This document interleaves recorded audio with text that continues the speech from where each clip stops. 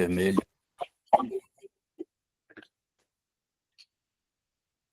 Agora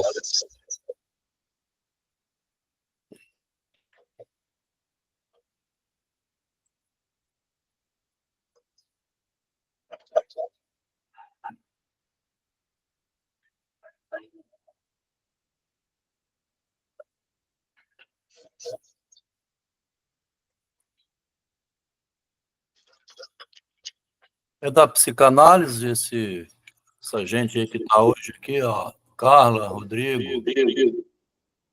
sim, eu sim. É. Eu vou inteirar um ano aí que eu tô fazendo o curso. Eu tô bem no inicinho ainda. E você, Adel? Tem bastante tempo. Tá dando um eco. Deixa eu ver se eu...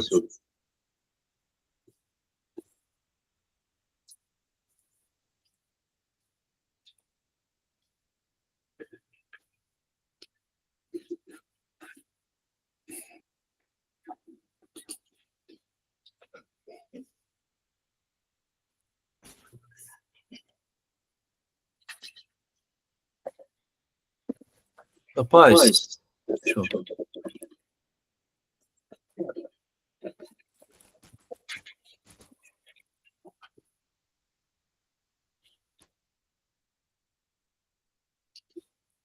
O estudo da mimética vocês já estão fazendo já há mais tempo? Minutinho. Melhora.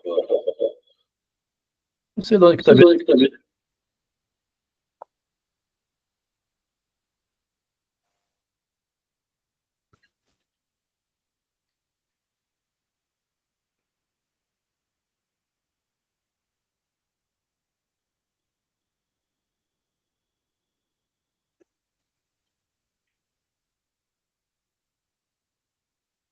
Vamos ver se para.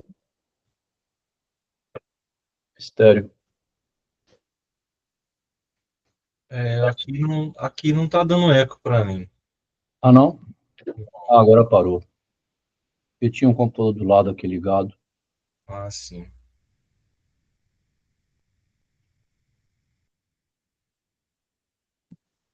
O estudo do autismo sem linguagem está sendo quase que um desafio para a humanidade, tá? No mundo inteiro está tendo esse drama, ninguém sabe explicar. Uns dizem que é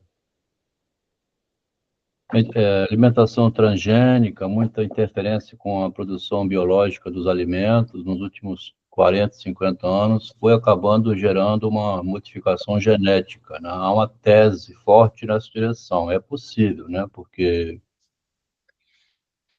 não é impossível, não. Assim como surgiu aí o Covid, aquele vírus estranho, pode ter acontecido lentamente, porque produção de frango aí, assim, que com 40 dias o pinto vira uma galinha, não é recente, né?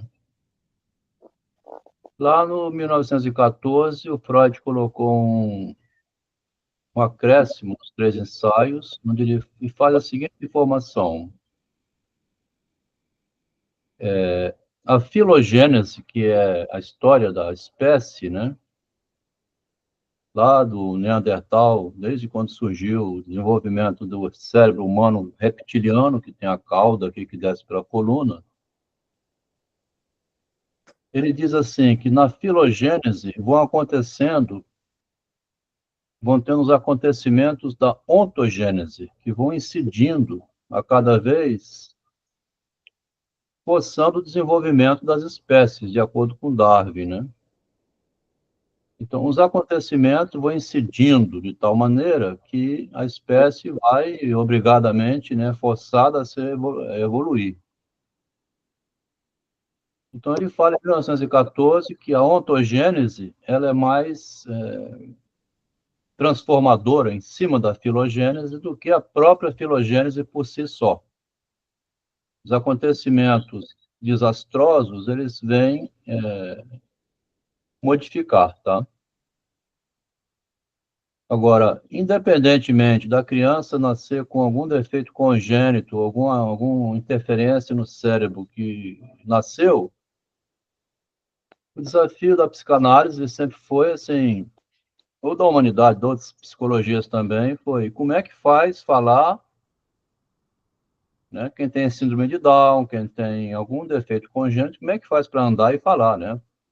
Surgiu, tá aí, vai ter que adquirir a fala de alguma maneira, né? É importante que adquira, né?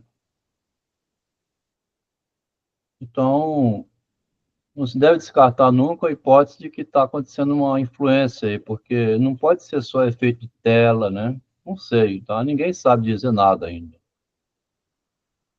Agora, muita pesquisa está rolando no mundo inteiro, né, sobre isso. Se você começar a ler, assim, os neurônios que surgiu aí tem pouco tempo, neurônios espelho,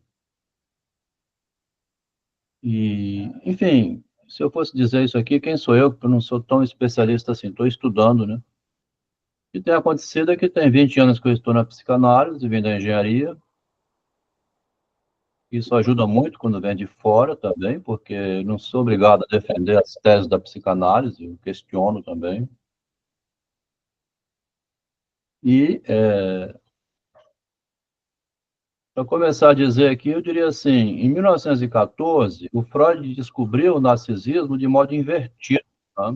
Teve uma inversão na descoberta do narcisismo.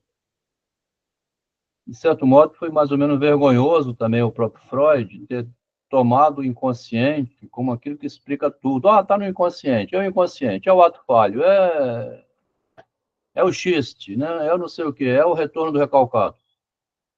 Lá em 1914, apavorado, Freud foi dizer o seguinte, na verdade, era o inconsciente desejo de sucesso.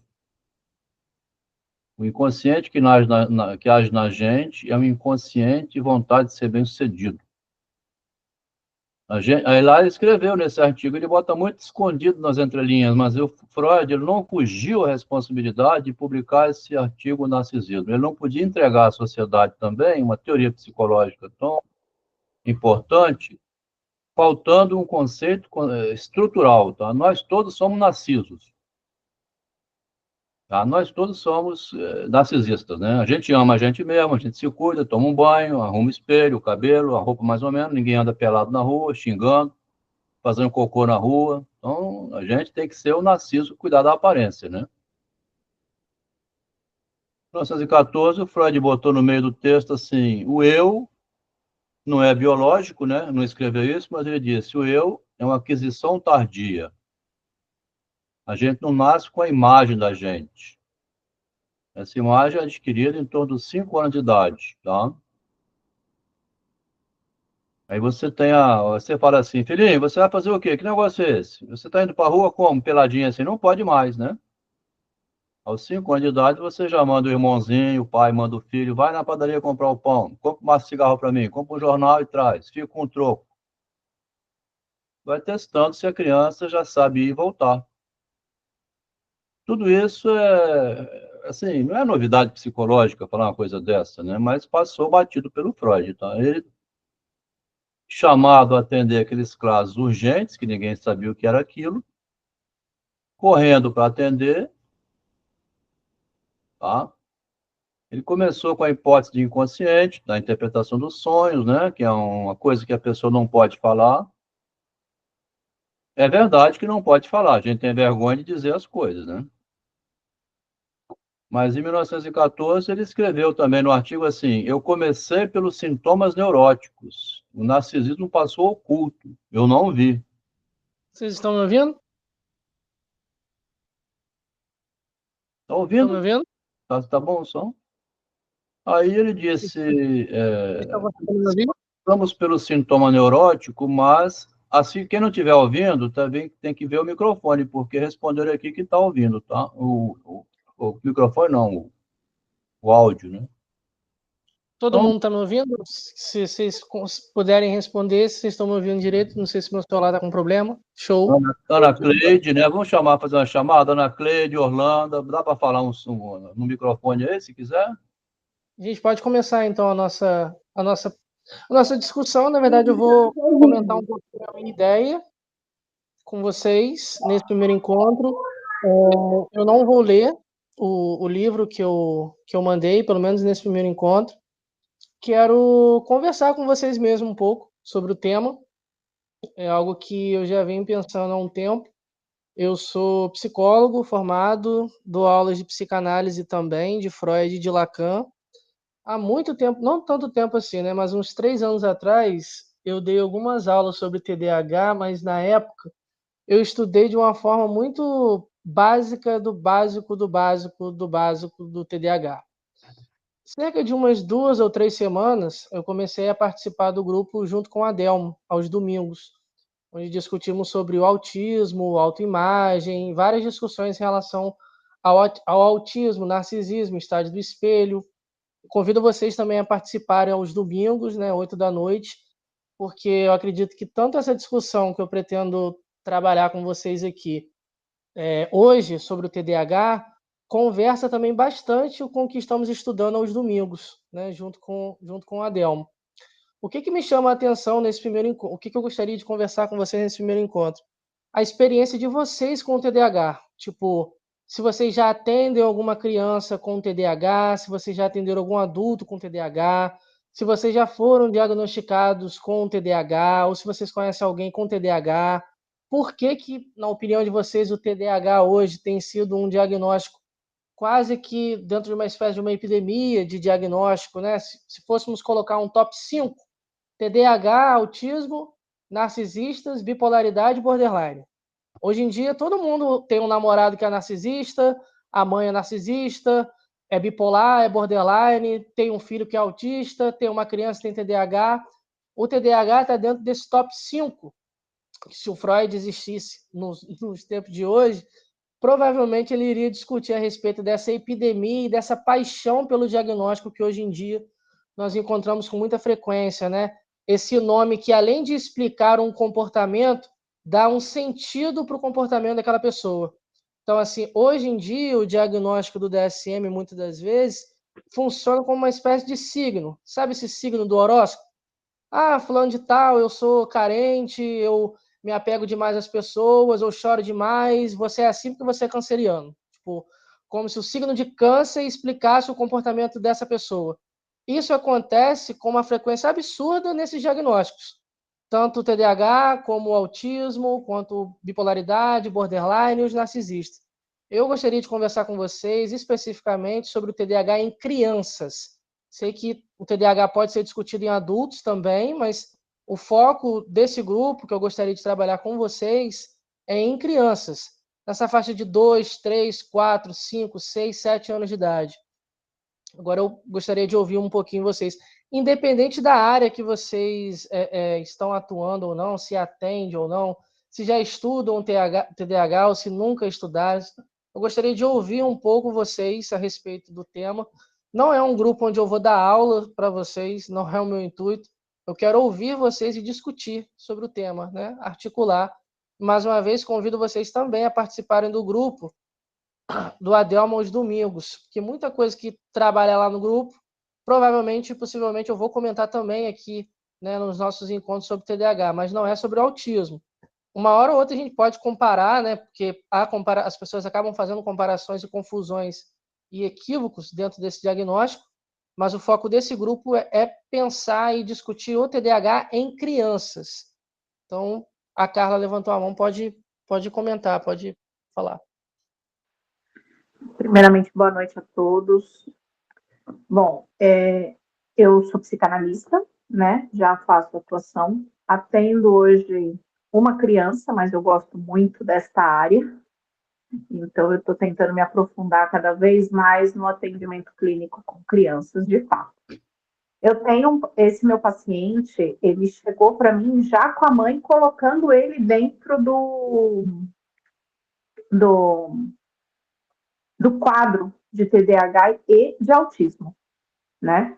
Ela já chegou falando que ele tinha, que ele era e tudo, e aí fomos desenvolvendo ele aos poucos. Ele era não verbal, assim que chegou ele não falava absolutamente nada, ele tem 3 anos.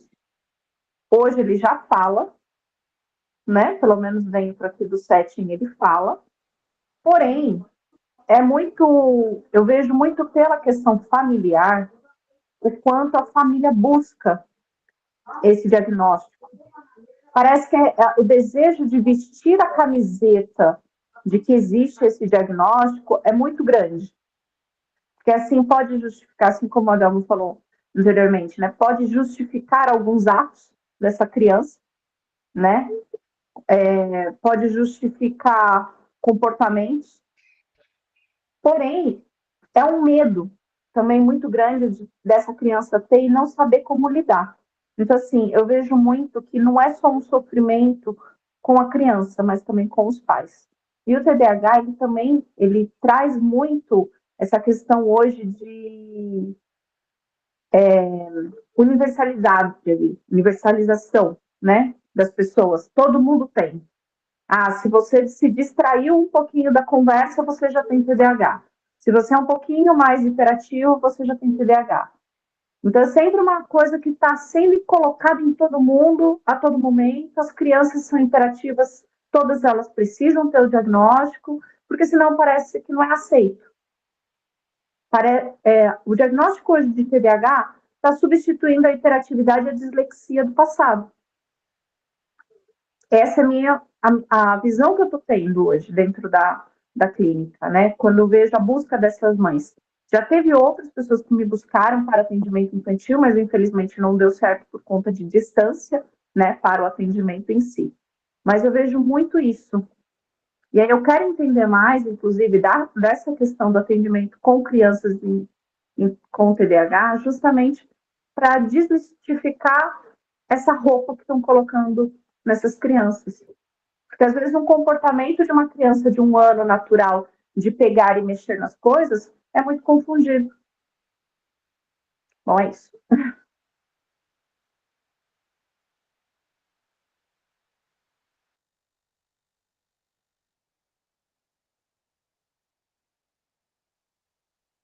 Pode falar, Rodrigo. Pode falar. É só levantar a mão e falar, de boa. Pode falar.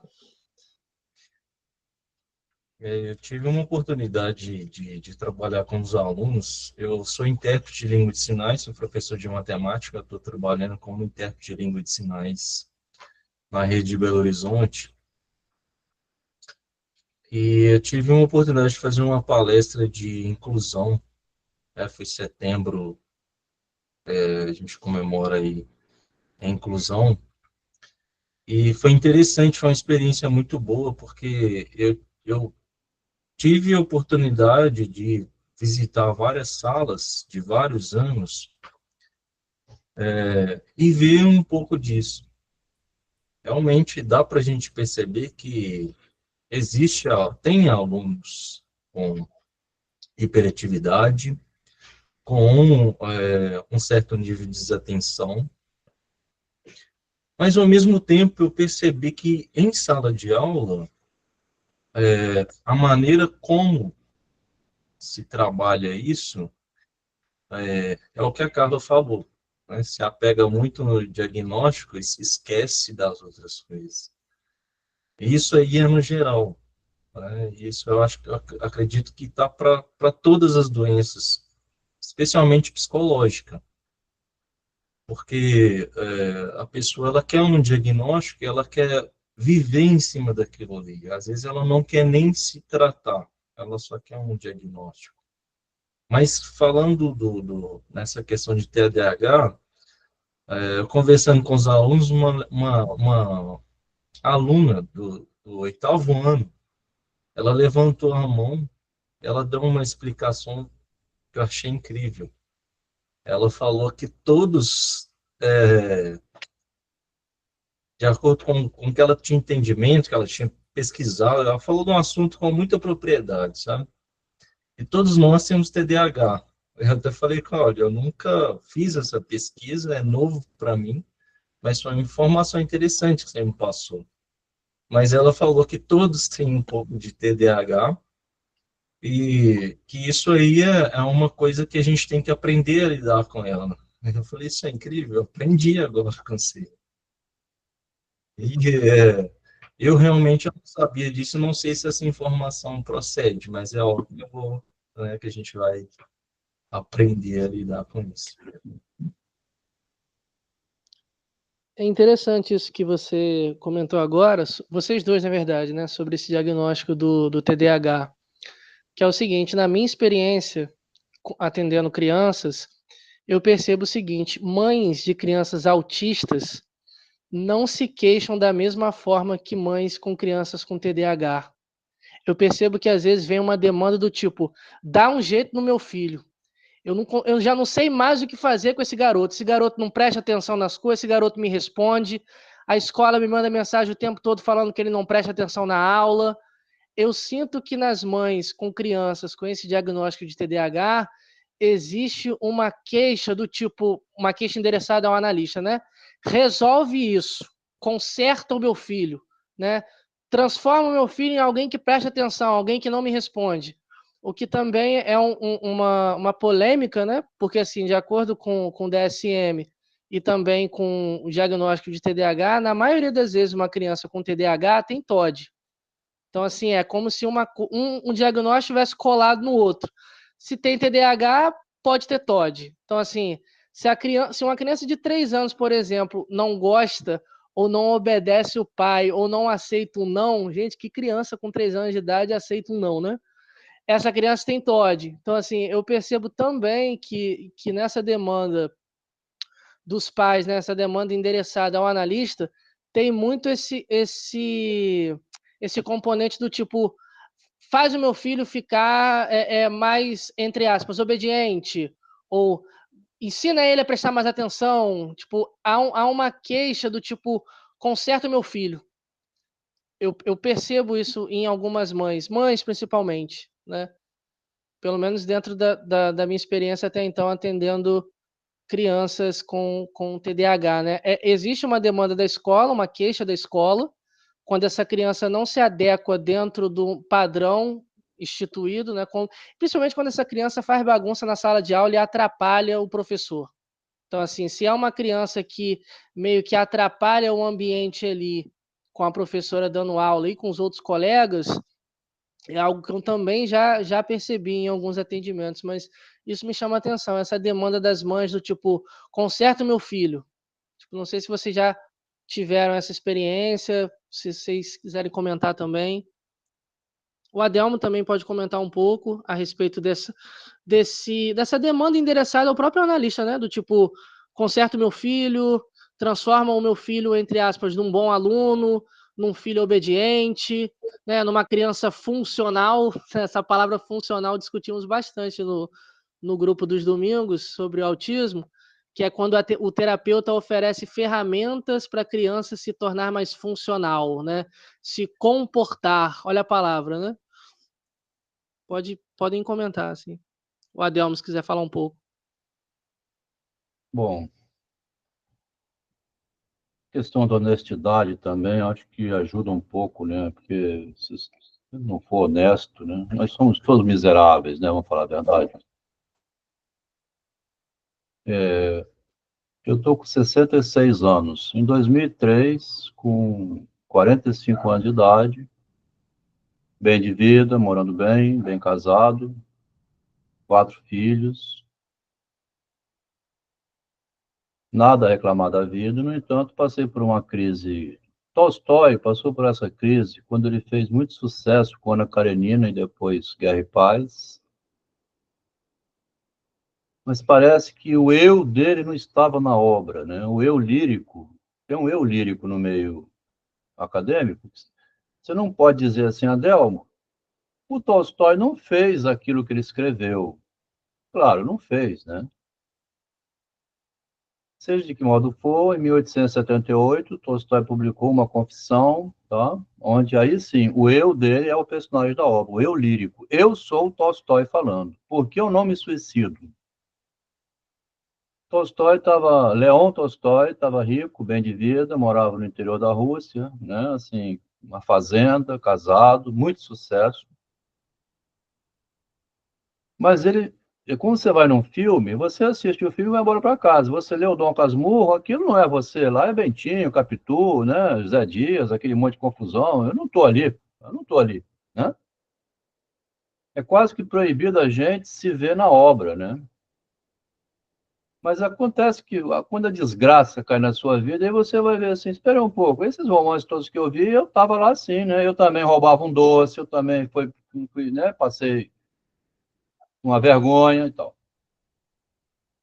Tolstói fez então uma confissão, um livrinho de 80 a 100 páginas, pequenininho, e depois A Morte de Ivan Ilitch, onde ele faz uma filosofia sobre a morte dele na forma de romance, né? É muito importante falar isso, porque se a pessoa não levar uma ferrada no próprio narcisismo, ela nunca vai saber o que é isso. Tá? O Freud foi descobrir em 1914, com 58 anos. Né? O Tolstói, o Nietzsche, foi descobrir no manicômio, toda aquela megalomania dele. Né? E o doutor Adelmo aqui, engenheiro da Vale do Rio Doce, foi descobrir que a vida não tem sentido, você não vai ganhar dinheiro. Você olha assim, por cima de uma montanha, você vê as flores, vê o mar, vê o dinheiro, vê o carro que você comprou, mas e aí? Né? O Alberto Camus, assim, na filosofia dele, ele põe assim, a vida vale a pena viver? Né? A vida é um absurdo completo, né? Você é um animal que vai morrer. Bom, estou falando isso porque em 2003 o engenheiro Adelmo aqui, então, começou a procurar um analista, falou assim, mas eu tenho um mecânico que conserta meu carro, tenho um técnico que conserta meu computador, eu estou com defeito na vista, eu vou ao oculista. Cadê o psicólogo que conserta a gente? É de se supor, é claro que eu não era tão ingênuo assim, né? Eu já sabia por mim mesmo que não vai ter nenhum psicólogo no mundo que vai ajudar a mim na minha vida privada, tá? Por que eu estou falando isso? Porque os colegas que falaram assim, que eram diagnóstico, assim, esses pais já estão perdidos.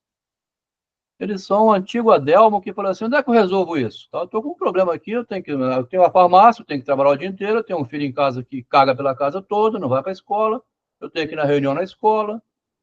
Quem é que cuida disso? Porque eu cuido da farmácia. Eu sou mecânico de automóveis, eu sou piloto de avião. Eu não sou psicólogo do meu filho, né? Cadê o profissional? Então, se nós não começarmos com essa honestidade, vai aparecer assim, são os outros que têm problema. Você também tem um filho problemático, tem uma namorada problemática, tem um namorado que saiu com outra garota ontem. Tá? Seu namorado, mandaram uma foto dele conversando com alguém, eu suspeito que essa menina aí está de caso com ele. Então, rebate sobre a gente. Se você não tiver essa honestidade, é melhor até, vamos fazer discurso, entende? Vamos continuar com a escola, assim, universidade, falar de outras coisas, porque senão a gente não está falando da psicanálise nem da psicologia. Nós estamos sendo aqui pastor de igreja, né? Dá uma boa missa, vai embora, ele não tem problema nenhum com aquilo. A psicanálise virou uma igreja também, tá? Assim, desse modo de falar, assim, o diagnóstico e tal, parece que não, na minha família não tem ninguém com diagnóstico, não tem? Ah, pô, claro que tem, né? Tá cheio. Alcoólatra, né? Gay. Um cunhado é gay, resolveu virar homossexual. Então, assim, surge uma questão. Agora, se não puder ser dessa maneira, como é que você vai tratar essa questão da psicologia humana, tirando a bunda da reta, né? Assim, não é comigo, tá? São os outros. Você não vai falar isso com o paciente. Agora, aqui entre nós, podemos conversar assim, né? É mais honesto um pouco, tá? Eu acho, né?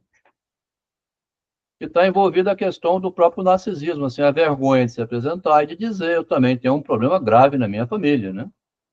Eu não sei como é que eu resolvo e nem sei quem é o profissional que poderá resolver. Aí melhorou, tá? Então não são os pais que trazem crianças, nós, somos todos nós, né? Agora, como é que resolve, tá? Quando eu descobri que eu tinha que fazer toda essa caminhada eu mesmo, sozinho, né? Fui ler lá, é doloroso você abrir o livro do Freud, assim, o livro da histeria, 1895, caso Elizabeth, caso Cecília, caso não sei o que, você começar a ler, eu falei assim, nossa, eu sou engenheiro, gente, vou ter que ler tudo isso?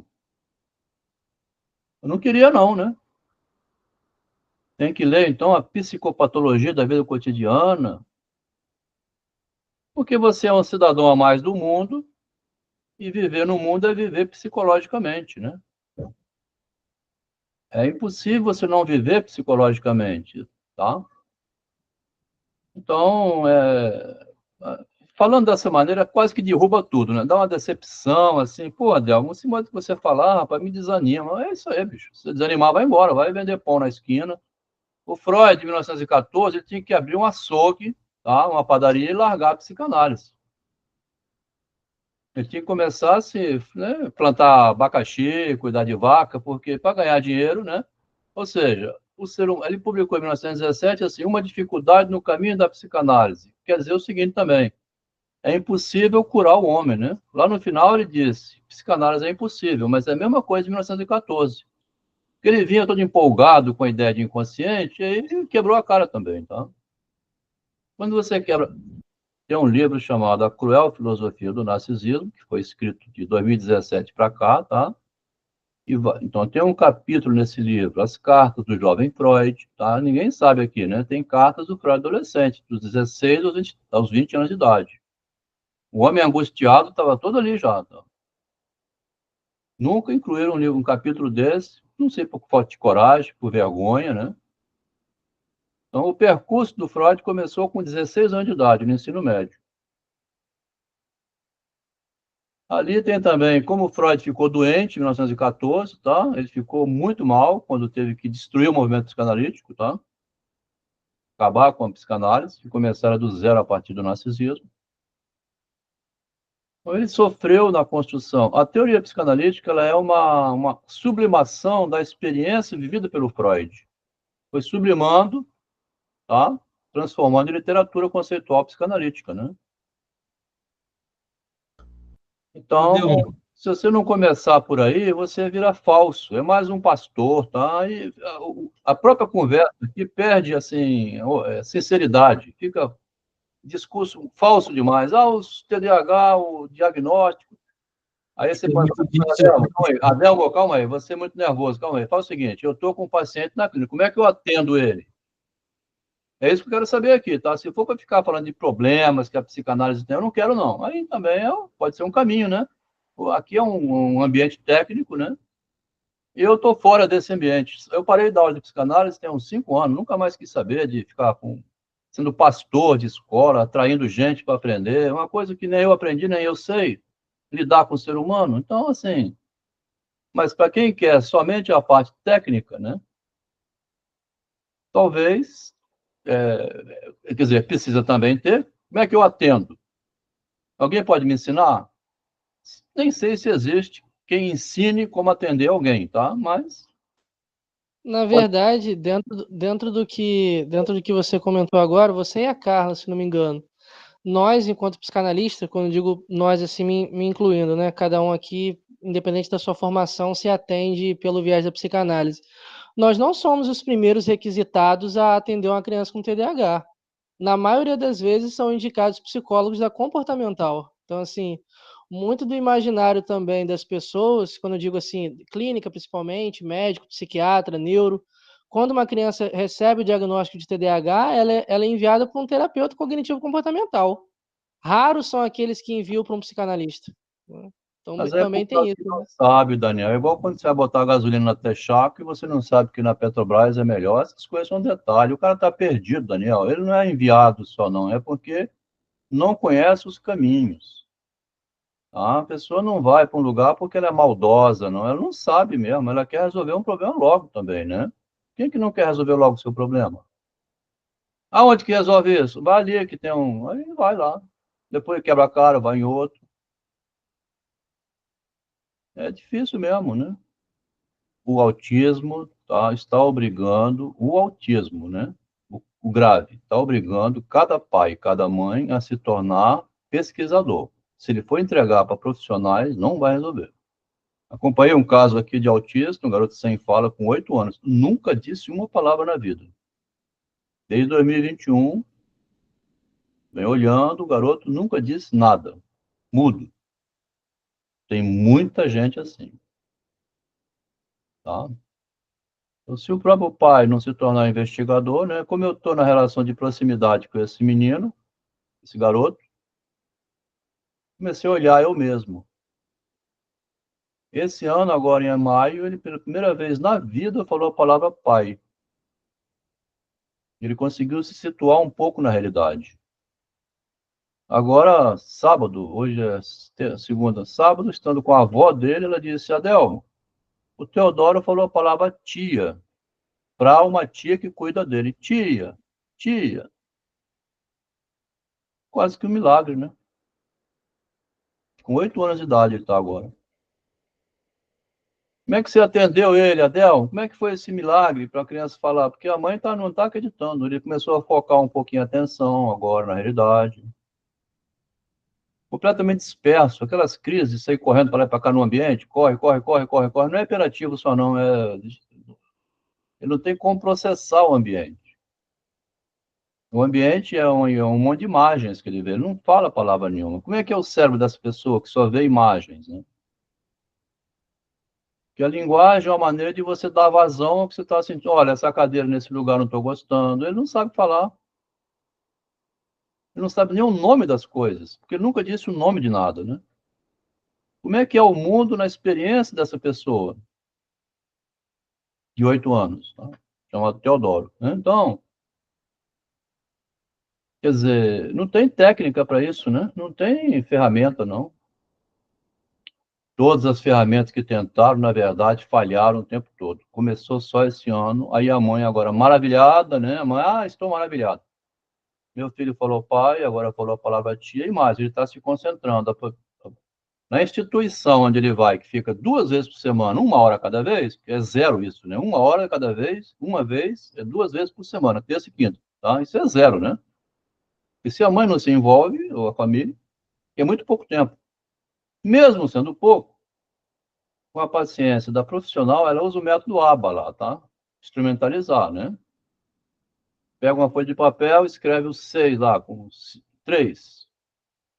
Aí o garoto pega esse 3 e bota ao lado onde tem 3 objetos, 3 lápis, 3 maçã. Ele está pareando. Começou uma alfabetização com 8 anos de idade. Mas ele está interessado nisso. Ele nunca teve interesse. Botava isso na mão dele e isso e nada era a mesma coisa. Agora ele olha o número 3, olha lá, olha, olha, olha, olha. Depois de muito olhar, ele vai igual um macaquinho, né? Igual um macaco, é um animal, tá certo? Quase nível animalesco. Mas ele pega e põe. Essa concentração para fazer esse mínimo aí, ele nunca teve. Tem vários vídeos assim, ele corre no ambiente o tempo todo, corre para lá e para cá.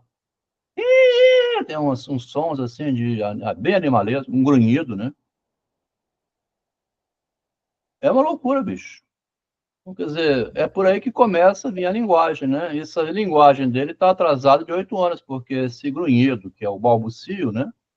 Esse balbucio infantil de bebê é com 4 meses, 5 meses, 6 meses para ir se situando no mundo até conseguir dar um nome. Como é que é o processo de aquisição da linguagem? Esse autismo sem fala, ele está fazendo o homem hoje ter que investigar o seguinte, como é que começa o processo de nomeação da realidade. Se você pegar o segredo de como é que é o processo de nomear a realidade, tá? Como é que eu dou nome às coisas que eu vejo? Se eu tiver esse segredo na mão, eu saberei dar nome e também saberei transmitir a alguém. Como é que uma pessoa faz para aprender a dar nome às coisas? Existe um... Tá? Nós estamos pesquisando isso aí. E estão descobrindo, tem um ganho, tem descobrindo que tem, assim, não há teoria nenhuma sobre isso. Eu nunca vi em lugar nenhum. Se alguém encontrar, me passa. Nós estamos investigando e chegando a esse ponto. Quer dizer, é um novo método, então, que é o método de você encontrar a sua própria imagem. A partir dela, você nomear a realidade. Fala, Rodrigo. Rodrigo está com a mão levantada. Você falou muitas coisas aí que eu vivi, tive a oportunidade de viver isso aí que você viveu, né? Eu também vim da indústria e eu larguei tudo da indústria. E eu acredito que eu não tive um diagnóstico, mas eu fiz uma pesquisa também, foi uma coisa pessoal, procurei terapeutas e tal, e eu acho que eu fui enganado na maioria dos que eu fui. Alguns recentemente, eu acho que eu fui aprendendo a fazer terapia, eu vi que eu tinha necessidade, mas o transtorno que está sendo muito comum agora, devido ao excesso de trabalho, né, que é alguém me lembra o nome? Burnout? Burnout?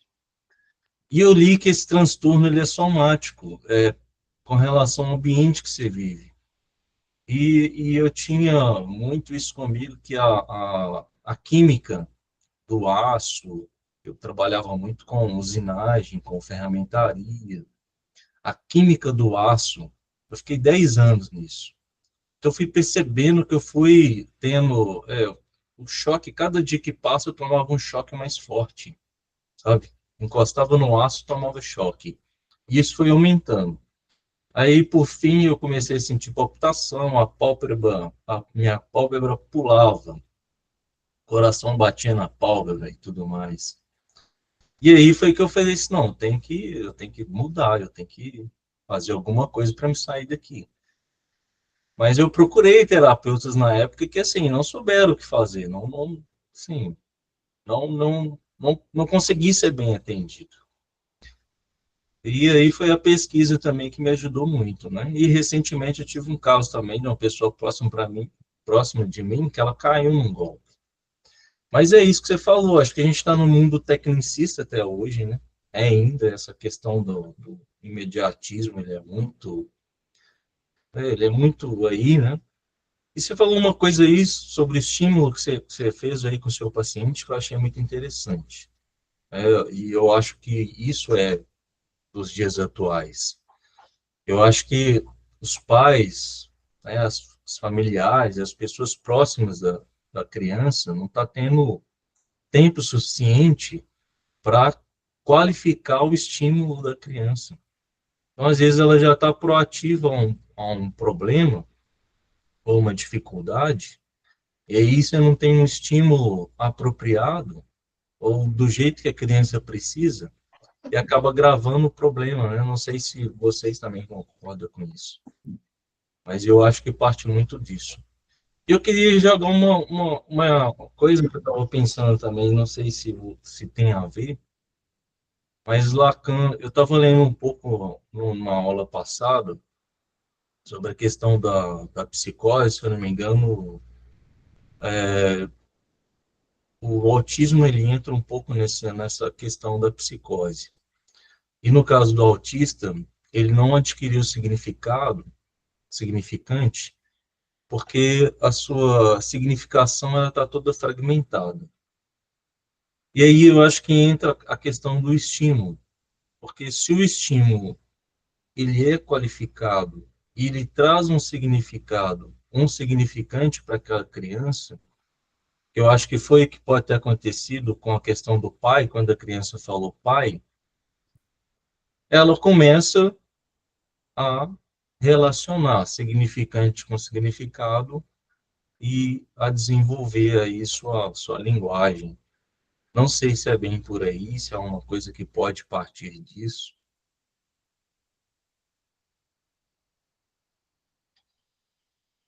Se alguém quiser comentar, Ana, Carla, Rolando, se quiser. Quer ver, enquanto tu pensa aí, que coisa interessante, eu vi esse vídeo, desde que eu fiz faculdade de psicologia em 2004, 2010, eu não entendia exatamente o que se passava nesse vídeo. Vai estar sem o som aqui, porque eu não consegui botar, mas dá para ver pela imagem. Olha só o vídeo, hein?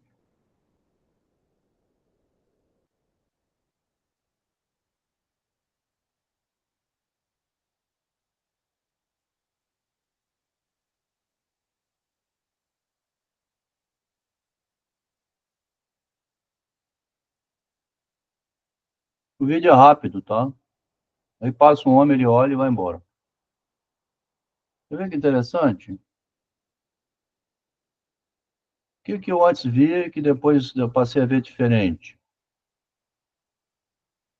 O garoto tem mais ou menos um ano, ele mais ou menos já anda, né? Tem um bonezinho, tudo arrumadinho. Primeiro ele vê uma imagem, tá? Se ele soubesse que era ele ia encarar a si próprio, né? Ele não ia procurar atrás, né? Então, supostamente, ele não pensa, não sabe que é ele. Ele pensa que é um menino. Ou o que ele pensa, nós não sabemos, porque não está na cabeça dele. é de se supor que ele pense que seja alguém, porque ele vai procurar atrás. Se ele soubesse que ela é ele, não ia atrás, né? Ele vai procurar. Assim que ele não vê, tá? Não tem ninguém atrás, ele volta para frente. Ele está investigando, é como se fosse um filósofo, né? Um pensador, assim, está procurando. Entende? Há uma curiosidade, né? Basicamente antes de mais nada, o que é um autista sem linguagem, sem curiosidade nenhuma? É o que passa reto ali, tá? Ele passa reto na frente do espelho, ele não sequer para olhar.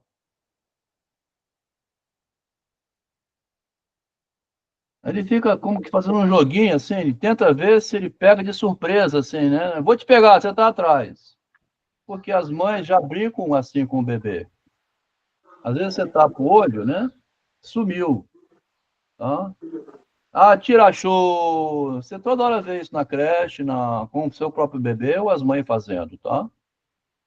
A criança bota a mão assim e não vê ninguém. Então sumiu, não existe, né? Você tá no mundinho dela ainda, né? Achou.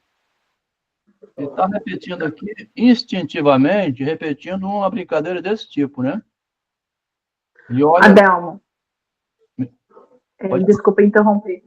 No caso, por exemplo, desse vídeo, nós podemos também configurar muito essa questão do imago. Porque, assim, às vezes ele está vendo a outra ali, obviamente ele ainda não está se reconhecendo como sendo ele, né? Então ele pode imaginar que é um amiguinho. Muitas vezes a gente vê as crianças buscando, fazendo essa mesma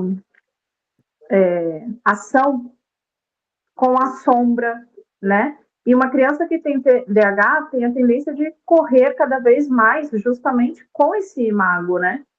Porque ela não tem uma representatividade ali, uma pessoa que esteja disposta a aguentar a sua hiperatividade. Então, assim, vendo esse vídeo e trazendo dentro da temática que nós propomos, eu acho muito interessante essa postulação, né, da hiperatividade da criança nesse aspecto. Eu estou dentro da coerência ou eu acho que eu viajei um pouco? Não, você está no caminho que é por aí mesmo, Carla. Me parece que vamos prosseguir um pouquinho mais, mas a direção é essa aí. Ele está procurando. Agora, o que ele procura? Ah, essa que é a questão, né? Porque o Jacques Lacan, o título do texto dele é como? O estádio do espelho como formador da função do eu. Ele está procurando o eu dele, sem saber isso, tá? Ele não sabe o que ele procura. Você vai falar para ele isso? O garoto nem fala ainda, né? Você está procurando o seu eu, né, neném? Sem noção falar uma coisa dessa, né? Mas ele está fazendo isso. Ele vai achar o eu dele. Aliás, ele precisa achar o eu dele. Porque a partir de quando você tem um eu, você dá nome às coisas. Se o seu corpo não tem um nome, nem o seu corpo tem um nome, como é que você vai dar o nome de mouse, né? Maçã? O garotinho escutou um ano inteiro, vai papinha, mamãe chegou, ele está escutando o ambiente, ele vê imagens, ele vê o pai chegando. Eu falava com meu filho assim, antes de eu entrar na psicologia, o garotinho nasceu em 96, 97 ele tinha um ano, eu falava assim, vai ver se tu no banheiro. Ele ia correndo. Minha esposa, Delma, por que você está com essa maldade? Não é maldade, né? É a tramóia da vida, né?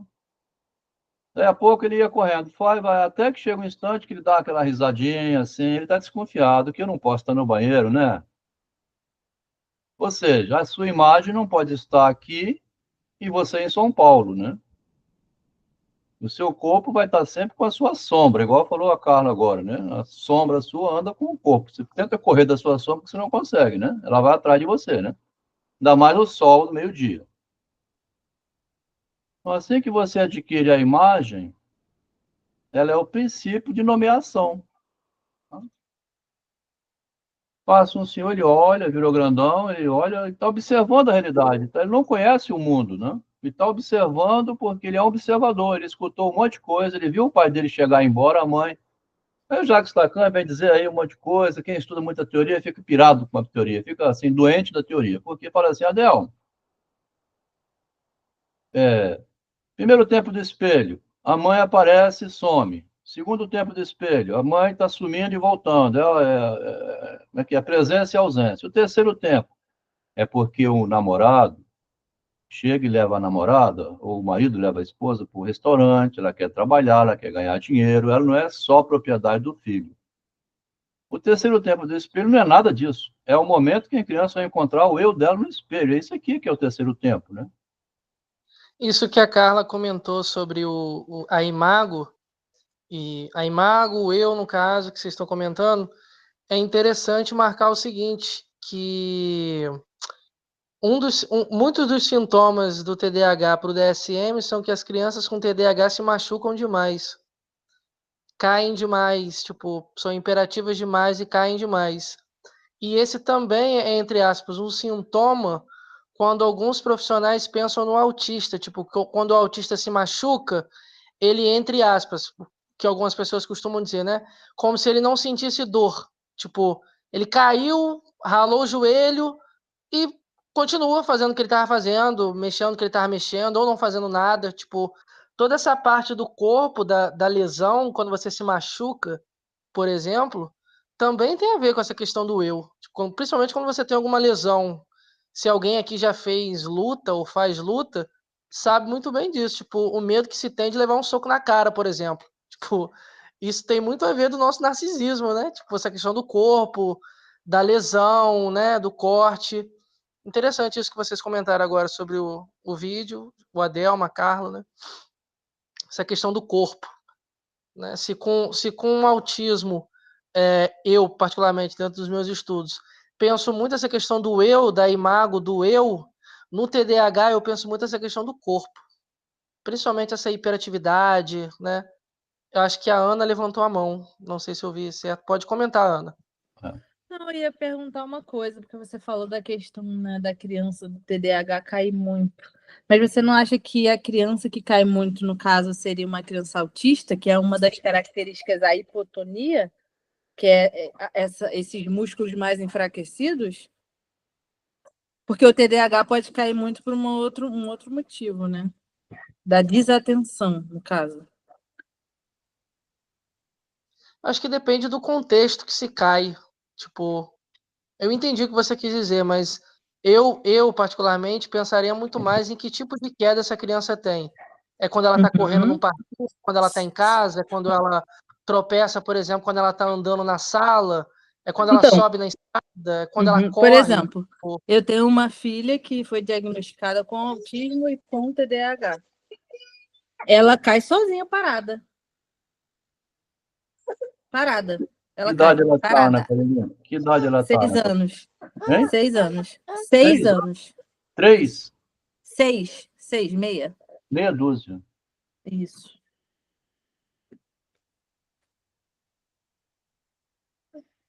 E aí, por isso que eu perguntei, né? Porque, por exemplo, ela agora está fazendo um rastreio com um geneticista, né? Para ver se não tem nenhuma outra síndrome associada, alguma coisa assim, justamente por causa dessa hiperflexibilidade que faz ela cair, mesmo parada, em pé. Né? Só que deu negativo. E aí, enfim, né? Tem que começar. Eles vão investigando até não querer mais. A sua filha está com 6 anos? Isso, peço desculpa porque tem uma outra de 2 anos chorando aqui nas minhas pernas. Ah, tá. Que a pessoa não tem direito nem de estudar, que é mãe. Entendeu? É. Veja bem, vou mostrar aqui então. Pode te interessar isso aqui, Ana Carolina, né? Calma, para. Pode, pode. Aqui está o seguinte, Ana Carolina, ó. Vamos tentar ver se consegue, né?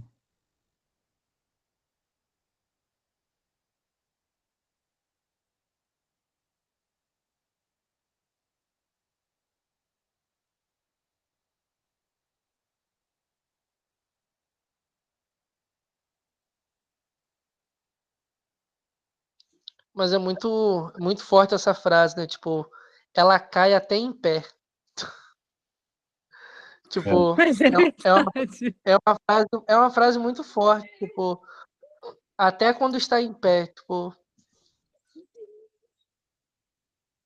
Tentando Mas comparar. parada. Teve uma época, quando ela era um pouco mais nova, né? Com uns 3 anos. A professora falava que ela se jogava já. Ela estava parada assim, ela simplesmente se jogava, caía no chão do nada. E ela foi uma criança, por exemplo, que ela foi diagnosticada agora, há pouco tempo, né? Porque ela é muito diferente dos autistas, por exemplo, mais convencionais, né? Ela é muito extrovertida, né? Fala muito, qualquer pessoa ela vai, bate papo, conversa. Então tinha-se muito uma dificuldade, né, de fazer esse diagnóstico. Só que, por exemplo, ela é péssima em metáforas, né? E tem outros sintomas também, né? Estereotipias, enfim, só que é tudo bem atenuado. eu não sei na experiência da Carla e dos outros colegas, em relação à socialização de crianças que têm TDAH, eu recebo muitos casos de, tipo, reclamações na escola de que a criança que tem TDAH quase uma criança quer brincar. Ou essa criança muitas das vezes é isolada, tipo, um exemplo, né? Não brinca com o Arthur não, porque quando a gente está brincando, ele entra e atrapalha tudo, ou ele fala alto demais, ou ele quer o brinquedo só para ele, ou ele não divide, tipo, eu recebo muito dessa queixa dos pais de crianças que têm TDAH, que às vezes na escola as crianças não querem brincar com os filhos que têm TDAH, e até mesmo os pais proíbem de brincar. Tipo, um exemplo, né? Não brinca com o Arthur, não. Tipo, deixa o Arthur ali brincando sozinho. Tipo, eu percebo muito que essa questão da socialização, se por um lado um autista muitas das vezes tem dificuldade dessa socialização, entre aspas, dessa interação com o outro, eu percebo que às vezes algumas crianças com TDAH têm essa vontade de interagir, mas da sua maneira, e às vezes são exiladas. Tipo, pelo menos eu já recebi muitas dessas queixas dos pais, assim. Não sei se é uma experiência que vocês já passaram. Aí olha que interessante, Daniel. A minha filha, por exemplo, eu não sei se é porque é o mix, né, dos transtornos. Ela, ao mesmo tempo que é muito desinibida e brinca com qualquer criança, as crianças às vezes também não gostam de brincar com ela porque ela não consegue compreender as brincadeiras por causa do autismo, né? Então, assim, ela não consegue entender a dinâmica da brincadeira. E aí as crianças, obviamente, ficam puta, não quer brincar com ela. Eu percebo isso sim, viu, Daniel? Eu convivo com isso todos os dias na escola.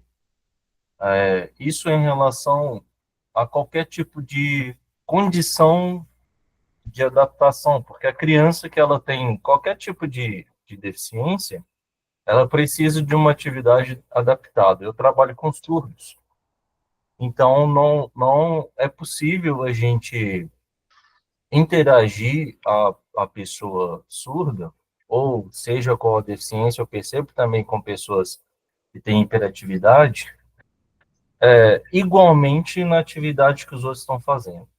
Então é necessário que o profissional que está trabalhando com aquelas crianças faça uma atividade e instrua as pessoas que estão ali, as crianças que estão ali, a se interagir. É algo que não acontece. O que acontece é o isolamento mesmo. Porque os profissionais, acredito, não têm, não sei se eu posso dizer que a força de vontade de querer fazer, ou não tem a condição e o medo de querer fazer alguma coisa. Aí junta com as crianças que são perversinhas, polimorfas, né? Aí Pode. e o profissional sem vontade, um abraço. Isso é muito comum hoje, né? Hoje em dia as crianças estão cada vez um pouco mais perversas, né? Mas eu acho que é um despreparo muito grande do profissional que está trabalhando na área de educação. Eu percebo muito isso. Assim, é uma discussão que a gente já vem tendo há anos. Isso é em todos os os processos de deficiência, em todas as adaptações a todo o sistema de inclusão que a gente precisa de fazer, ainda a gente tem que caminhar bastante. Pode comentar, Carla. Eu acho que você levantou a mão, né? Isso.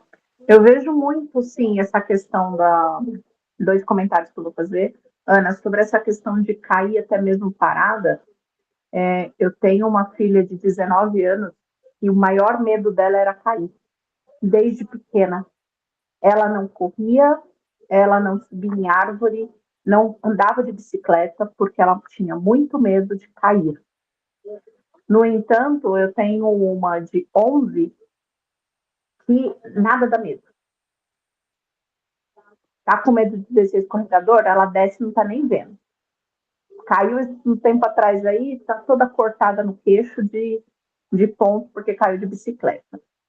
Então, isso também eu acho que tem muito, às vezes, da desatenção da própria criança ali, né?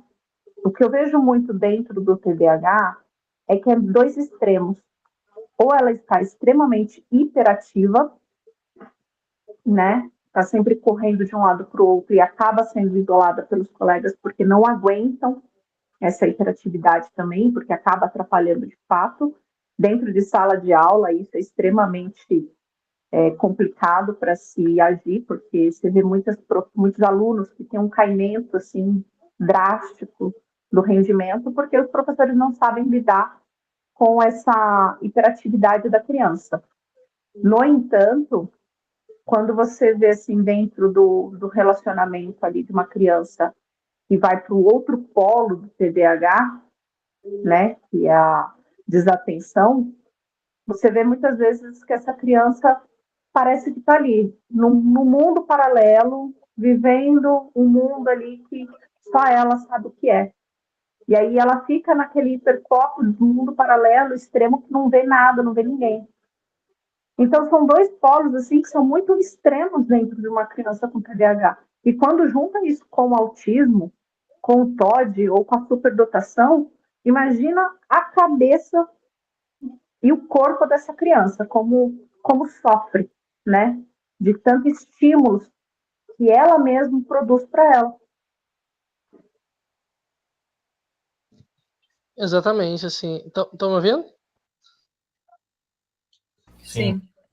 Sim, tipo, uma coisa isso que você comentou agora há pouco, a Ana, né? E você também, a Carla, sobre o TDAH e escola, né? Brincadeira. Eu percebo muito que às vezes a própria escola fica de mãos atadas, do tipo, por exemplo, uma criança com TDAH, coloco entre aspas essa sentença aqui agora. Uma criança com TDAH precisa ter determinados estímulos. É bom que o professor, por exemplo, invente uma aula mais legal para poder esse aluno prestar mais atenção. Sei lá, por exemplo, o aluno tem TDAH que gosta muito de planetas, gosta muito de estudar sobre planeta, coisas espaciais, enfim. Aí o professor vai lá e prepara uma aula super legal sobre o sistema solar. Não é toda aula que esse professor vai poder dar essa aula super legal, ou passar um vídeo ou um documentário, porque o professor ele precisa seguir, né, um plano ali, né, um currículo mínimo, não sei como é que é o termo que uso. Então eu percebo que às vezes o próprio educador fica de mãos atadas, do tipo, tem uma criança com TDAH na minha sala, como que eu vou dar aula para essa criança? Tipo, eu percebo que às vezes a própria criança com TDAH é meio que deixada de lado. Então, tipo assim, o Joãozinho tem TDAH, ele não vai entender essa aula, então deixa, eu vou dar aula para os outros 29, né? O Joãozinho deixa aqui porque ele não vai entender. Tipo, também tem essa questão também, né? Não estou culpabilizando os professores, mas é uma situação que eles ficam de mãos atadas. E até mesmo o próprio diagnóstico justifica, do tipo, eu não vou me esforçar para poder dar uma aula melhor, porque eu sei que ele não vai entender, né? O Joãozinho tem TDAH, ele não vai conseguir entender, também tem esse ponto, né? Pode comentar, Ana. Vamos seguir na ordem de que ele levantou a mão. Acho que foi eu, né? Ana Cleide. Estão me ouvindo? Sim, sim.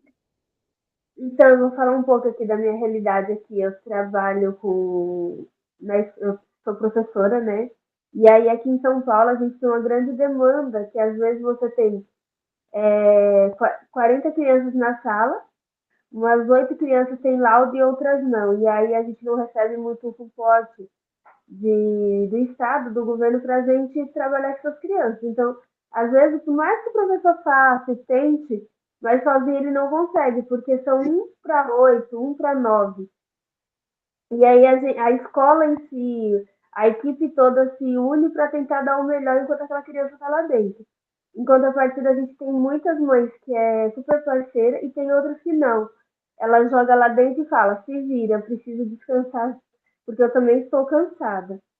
E aí é uma questão que, tipo, a gente está vendo que tá, depois da pandemia, parece que assim, aumentou muito, muito dessas crianças na escola. E nós, professores, por mais que buscamos formação, por mais que queremos dar uma aula, aí, que nem o Rodrigo falou, por mais que você prepare uma hora legal, não é que você não vai dar olhar para aquela criança, é que são 40 crianças na sala aqui. E aí, como você dá conta de tudo isso? Era só essa colocação que eu queria falar.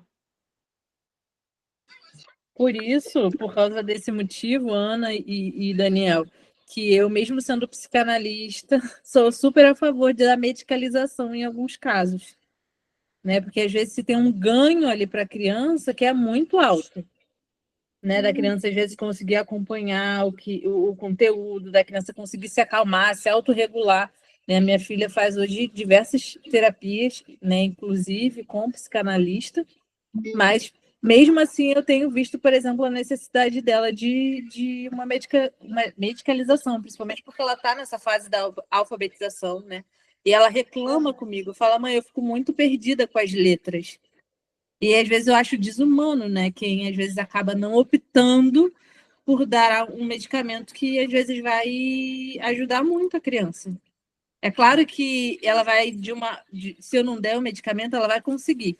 Só que eu acho que é muito, muito uma covardia até com a criança, sabe? Fazer a criança passar por algo talvez que seja um pouco desnecessário, na minha opinião.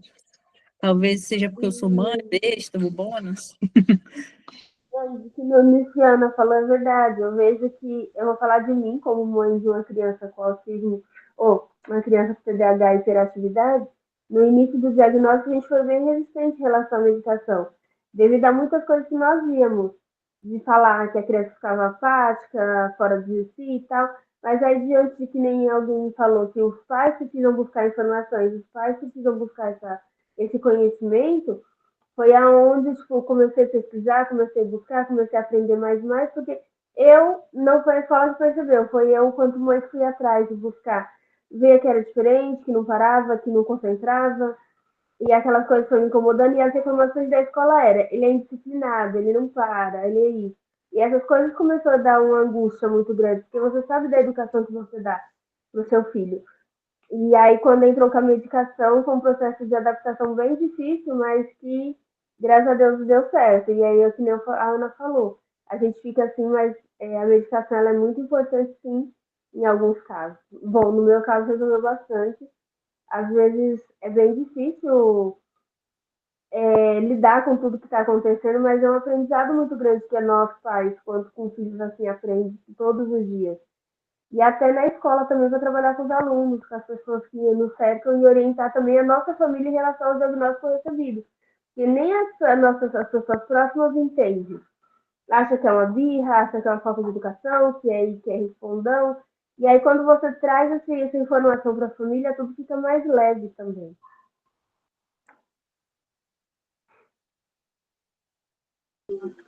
Eu vejo muito que, assim, tanto dentro de escolas quanto dentro da família, às vezes o que falta é um preparo. Não digo assim, individual, o preparo individual, porque muitos pais acabam, como a Delma falou, né? Muitos pais se tornam pesquisadores, justamente para poder entender.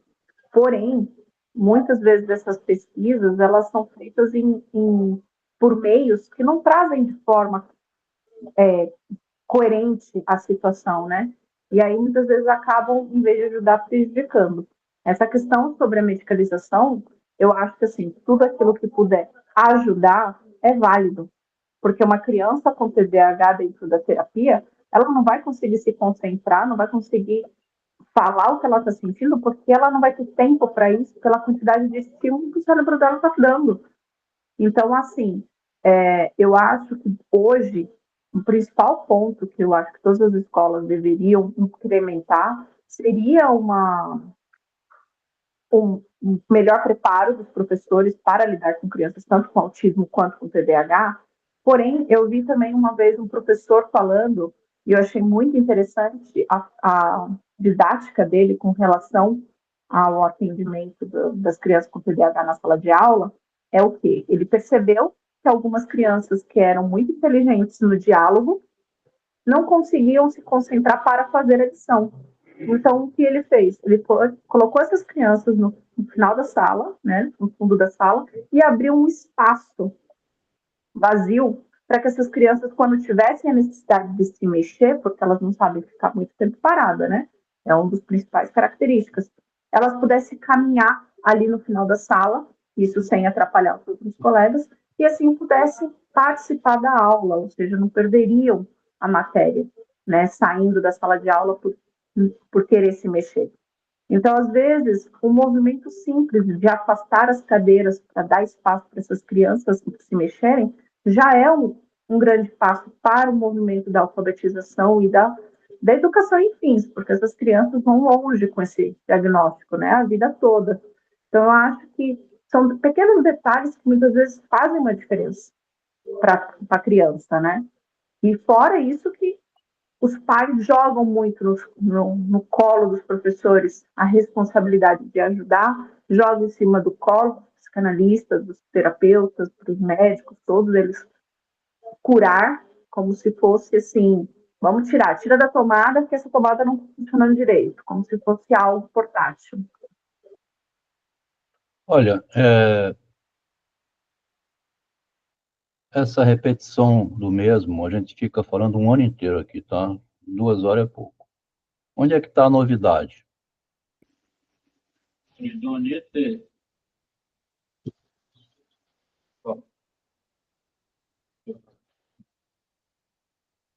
O Teodoro tem 8 anos de idade. Aqui estava com 7, em janeiro desse ano. Ele não sabe nem passar tinta no corpo dele. Mal ele sabe segurar o pincel.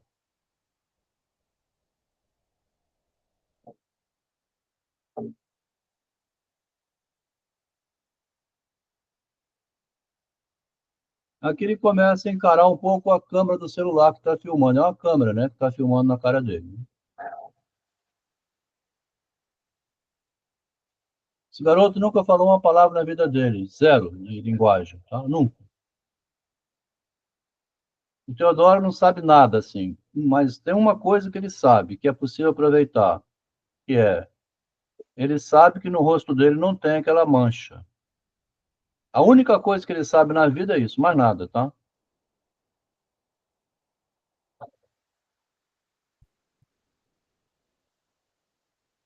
A curiosidade, ele só está quieto aqui também porque está distraído com isso. Daqui a pouco ele começa a correr para lá, para o lado, gritando, aí ele volta, vem cá, volta aqui, ele vai de novo. Muita paciência, né? O vídeo aqui tem 9 minutos, né? Ele não aguenta mais que 7, 8, 9 minutos. Tá?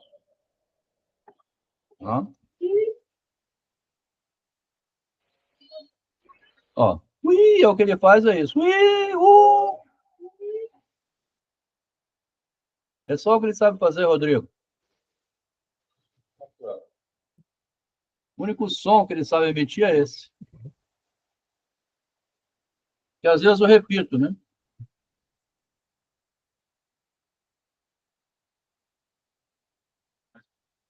É um garoto bonitinho, tá? Então tem uma curiosidade aqui,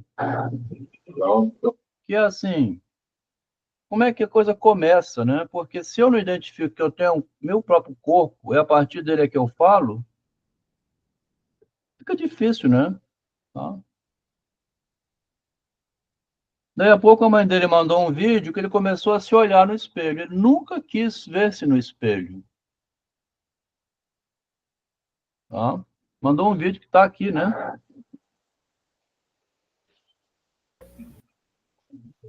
Então pode dizer que ele construiu um significado para ele? Não, ele não construiu nada, isso é coisa de Lacan, de quem estuda psicanálise, né? Vamos colocar do lado dele. Se perguntar a ele, Teodoro, você construiu um significado? Ele vai sair correndo do mesmo jeito, ele não sabe o que é isso, não. Assim, não estou falando isso por grosseria, mas é a interpretação de quem já leu e conhece teoria, né? Vamos falar assim, é mais fácil você compreender. Ele só desenvolveu a curiosidade só no espelho. Só isso. Se tem significado, eu não sei, né? Ó, ele nunca fez isso na vida dele.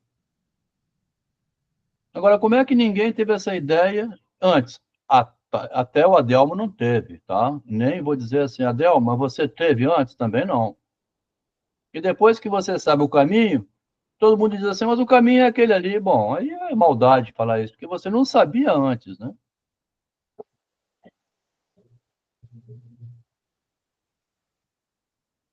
Assim que ele consegue saber que ele tem um corpo na realidade e se olha no espelho, a imagem encontrou o corpo. Isso não é pouco, não, tá? Você encontrou, assim, agora você sabe o que é um mouse, o que é uma caixazinha de som, JBL, né? Porque você não sabia o que era isso antes, tá? Então, é maldade você também dizer assim, mas você já sabia. A pessoa, quando já sabe alguma coisa, ela não tem nem paciência para explicar ao outro, tá? Porque já sabe, né? Daí a pouco chega a mãe e mandou esse vídeo aqui, ó. Aí já ela que mandou, né? A mãe tomou um choque, ela nunca escutou o filho falar nada. Ele não está aparecendo mais aqui, Adelmo. Vou compartilhar, né? Nossa. Olha que interessante.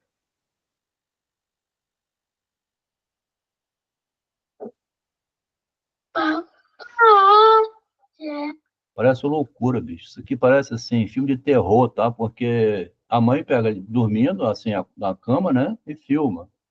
Porque ele chamou mais de uma vez. Adelmo, Adelmo, o Teodoro chamou o pai. Mas não tem um pai ali, não. Ele tá chamando um fantasma, né? É um papai assim. Será que é eu que tô com essa paciência com ele? Porque a mulher é separada, tá? Não tem mais esse pai. Ou é um pai que ele escutou na infância? Ele, de qualquer maneira, a palavra pai não é estranha a ele, né? Não é grego, tá?